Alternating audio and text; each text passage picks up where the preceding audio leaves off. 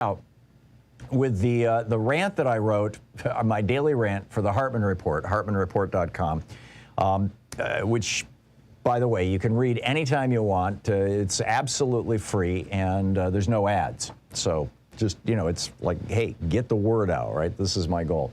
The headline is "Cut Out the Middlemen and Get Your Energy Straight from the Sun." And the point that I'm making about this thing is that, first of all, if you want to reduce the power of right-wing fossil fuel billionaires in the United States, or if you want to kick Vladimir Putin where it counts, stop using fossil fuels. And the easiest way that the average person can stop using fossil fuels, now I get it, not everybody can afford to buy a new car or even a used car, but if you're at the point where you're thinking about getting a new car, is to get either an all-electric car or an electric gas plug-in hybrid. We need to kick our addiction to ancient sunlight. Now, here's the thing. When I sat down to write this article this weekend, I spent some time on using both the DuckDuckGo and the Google search engines, looking for information about, the cost of driving an electric car versus the cost of driving a gasoline-powered car. I'll tell you right up front, it costs about $14 to drive a normal gas-powered car 100 miles. At last month's gas prices, around $5 an hour. Excuse me, I have the hiccups here. Whereas if you're driving an electric car, it costs $14 to drive 100 miles in a gas car. It costs $5 to drive that same car if it's electric for 100 miles. Same weight car, $5. And that's if you're buying the electricity from your utility by plugging the car into your house. If you put solar panels on your house and use them to charge your car, it costs nothing. But it's like insanely difficult to find that data on the internet. I mean, I defy you to try it. Just try plugging, cost of driving electric cars into a search engine. You will be overwhelmed with websites, most of which you've never even heard the names of, that sound very credible. And then others that are like, the first page of my results on one of these search engines had the New York Daily Post, Rupert Murdoch's publication, and Breitbart. But no useful information. I had to dig down to 30, 40, links down to find this information, which is just mind-boggling.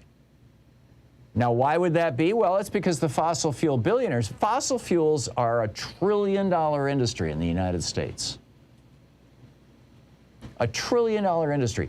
Last year, according to Forbes magazine, we subsidized, the year before last, 2020, we subsidized, the last year that we have statistics for, we subsidized the fossil fuel industry in the United States to the tune of over $600 billion. Now, keep in mind, we're talking defense budget size subsidies. Forbes magazine estimates the worldwide subsidies in the year 2020 for fossil fuels, $5.9 trillion. Yeah, $5.9 trillion. That's $11 million a minute. So you get that there's a real strong incentive to keep those subsidies flowing. That's your tax dollars and mine going directly into the pockets of petro-billionaires who then fund right-wing think tanks and right-wing politicians and right-wing websites that promote this. So, number one. And number two, they really just are doing all this based on the fact that people don't understand how energy works. People think that fossil fuels are like some, natural thing that just like, hey, they've always been around. Fossil fuels are called fossil fuels because they're literally fossils. They're hundreds of millions of years old. And they're made out of plants. Coal, oil, and natural gas all started out as plants hundreds of millions of years ago. And what did those plants do? Through a process called photosynthesis, they capture energy from the sun, use that energy to drive a chemical process inside the plant that pulls carbon from carbon dioxide out of the atmosphere and hydrogen and oxygen from water vapor in the atmosphere or from water absorbed by the roots.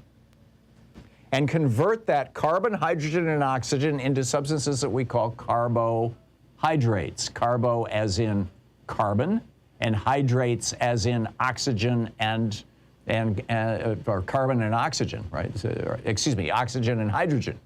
H2O, we call that water, right? Hydrates. Carbohydrates, carbon and hydrates. And so the sun's energy is captured by the plant and binds these three elements together into carbohydrates. When you burn those carbohydrates, like, you know, burning a log in a campfire or in a fireplace, you're burning into the tree, you're burning the carbohydrates that make up the tree.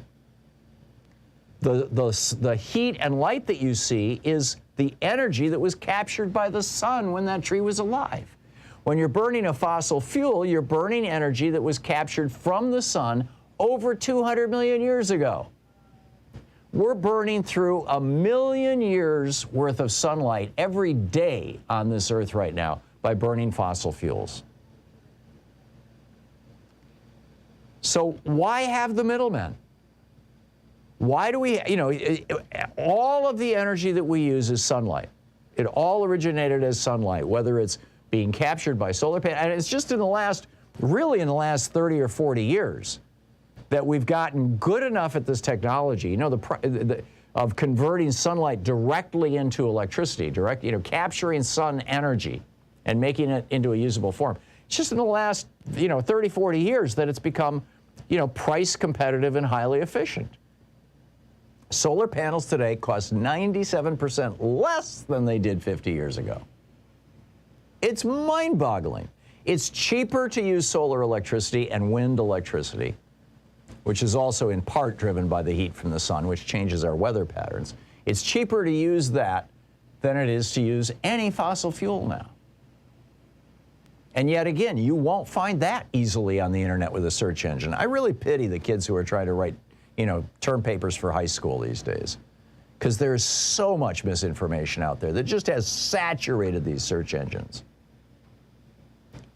So here's the bottom line, and it's very simple and very straightforward. Again, if you want to participate in reducing the power of right-wing petro-billionaires in America and Putin, the petro-billionaire over in Russia,